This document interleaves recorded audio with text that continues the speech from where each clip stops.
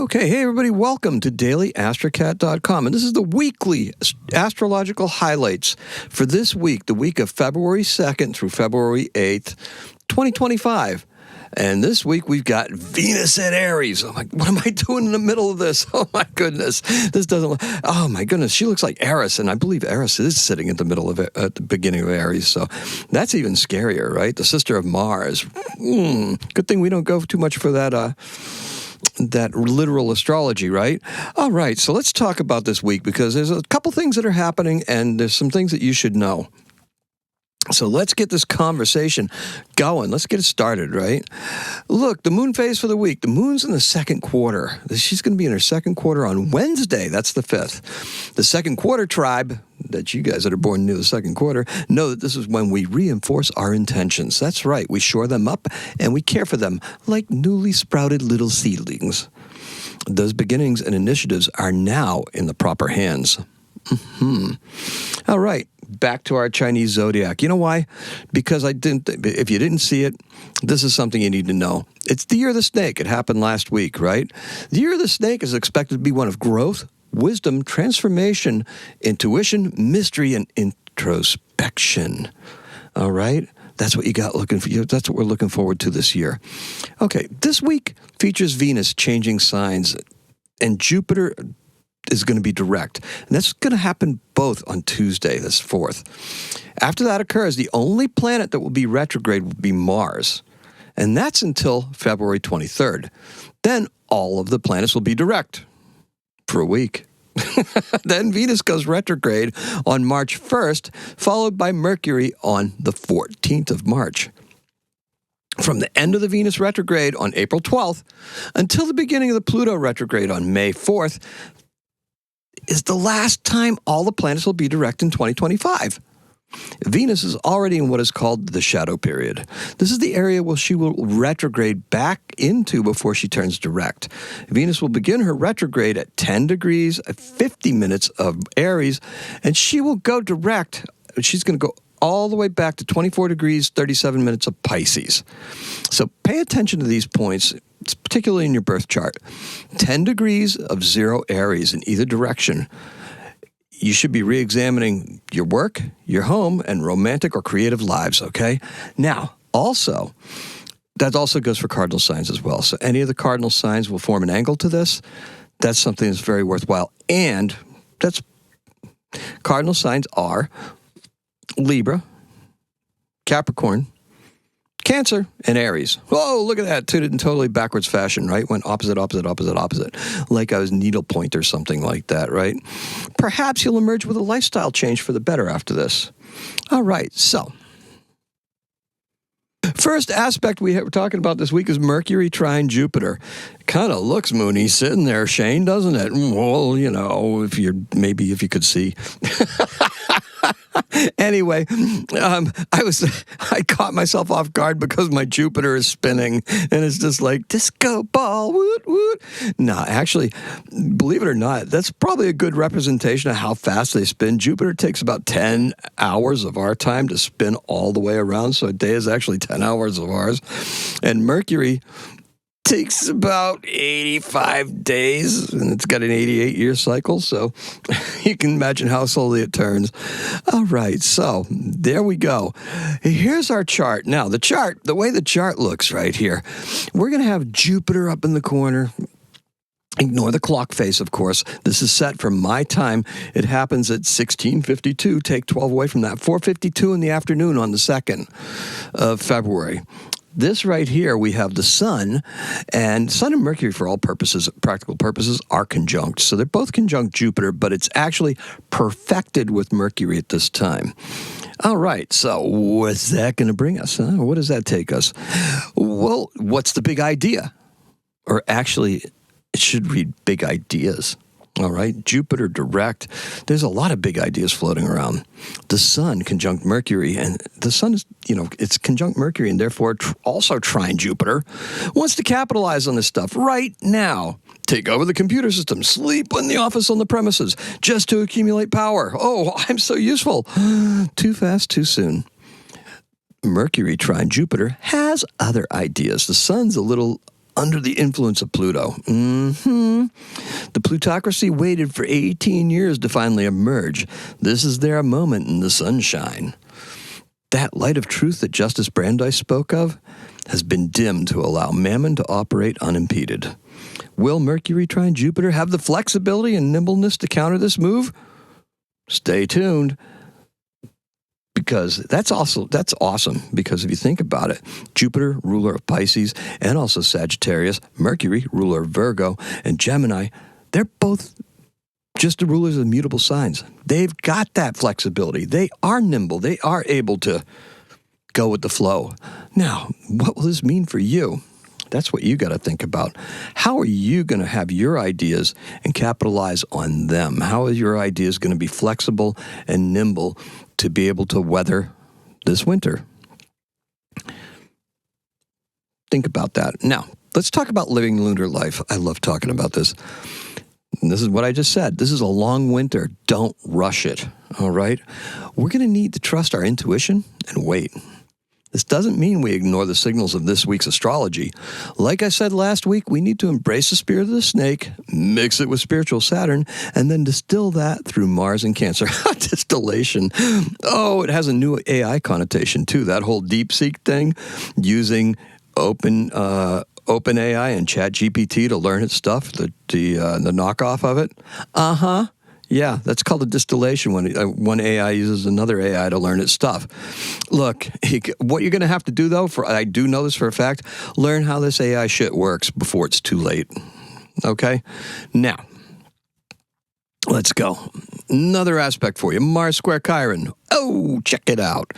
Mars square Chiron, what do we got? It looks about, this one here happens on the 3rd.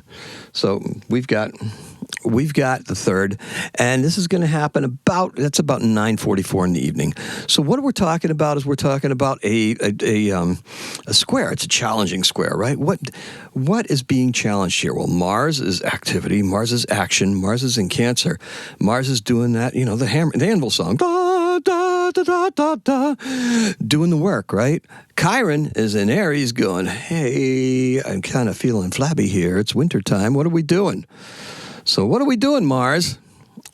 Look, Chiron in many aspects in my charts, these charts right here that I'm presenting, they're much different from natal chart interpretations.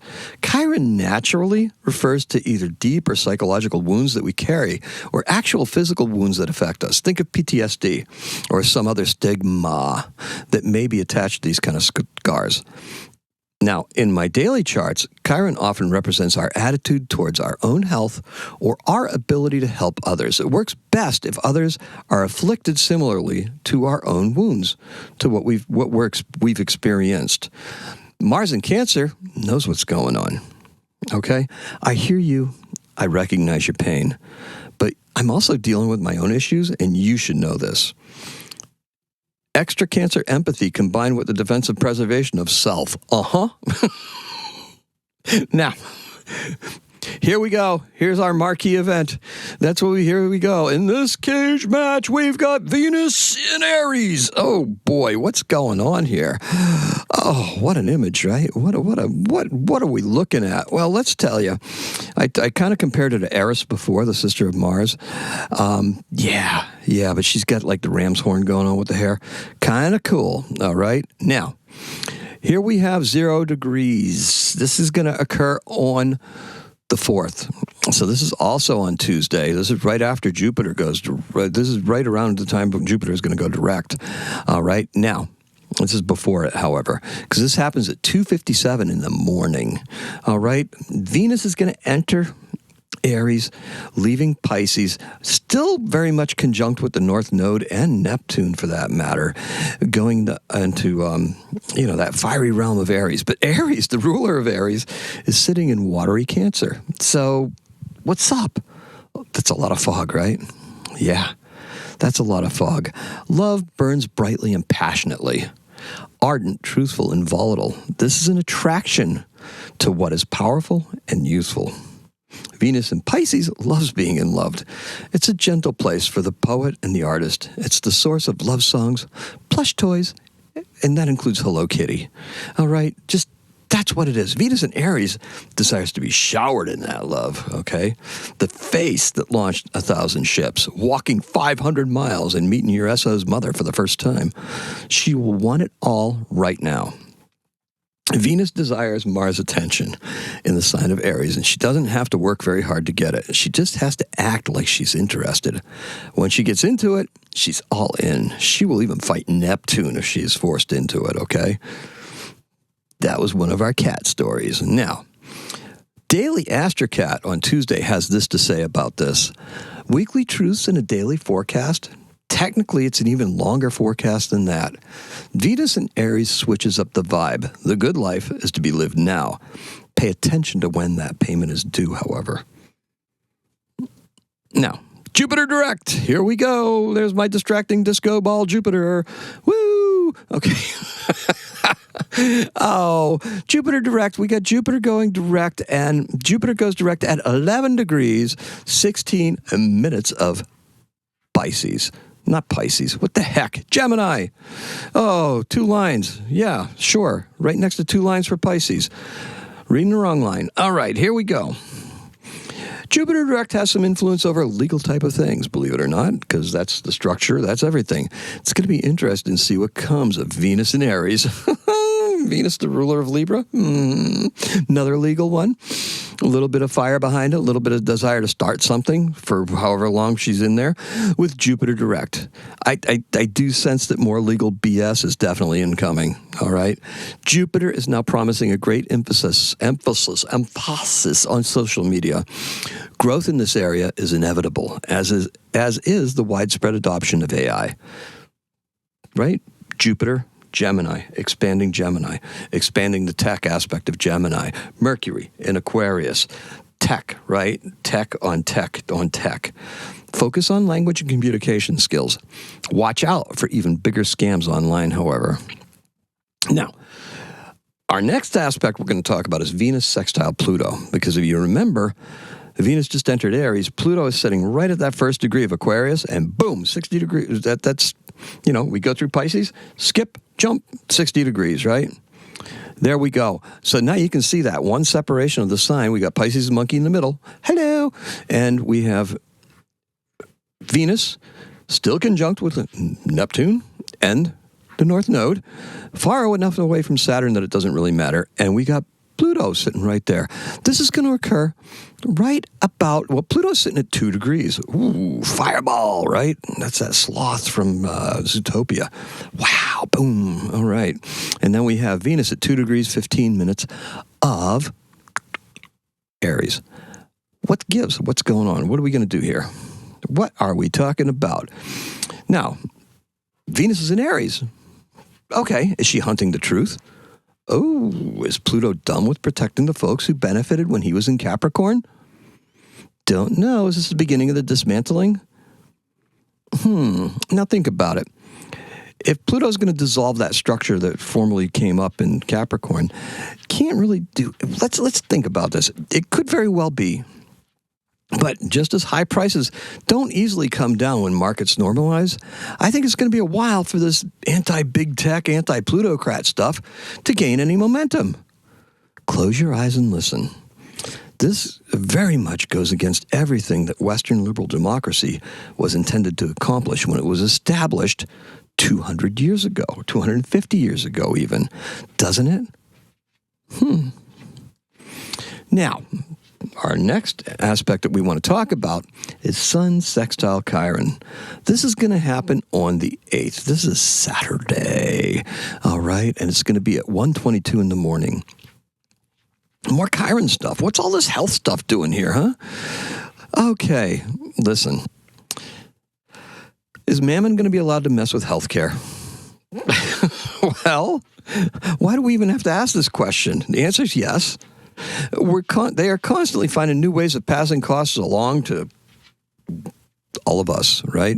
I really wish that this were working in our favor, but not in this current climate.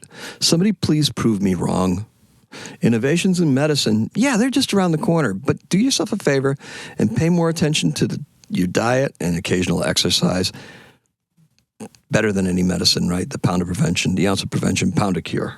Now, our next aspect is Mercury sextile Chiron.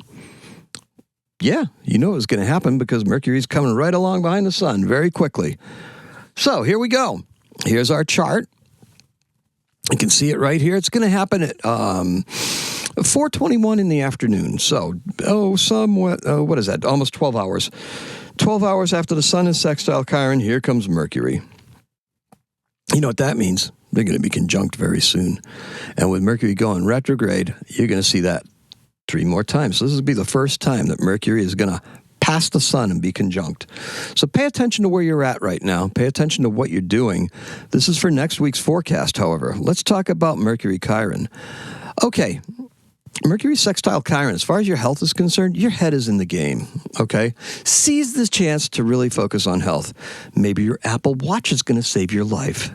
Maybe the tricksters are at it again, those people with pulling the levers of the insurance companies. Maybe you're finally going to navigate the morass of healthcare and tax information that's piling up on the corner or in the corner. Who, me? Moi? Yeah, maybe. All right. All right, please take the time to like this video and smash the subscribe button like my cat friend there. Show me some love. Make dailyastrocat.com part of your daily routine. The podcast is on YouTube or at dailyastrocat.com. Just find us, right? Subscribe and click to receive notifications like my cat. That's all I have for you. Have a great week. Happy astrocatting.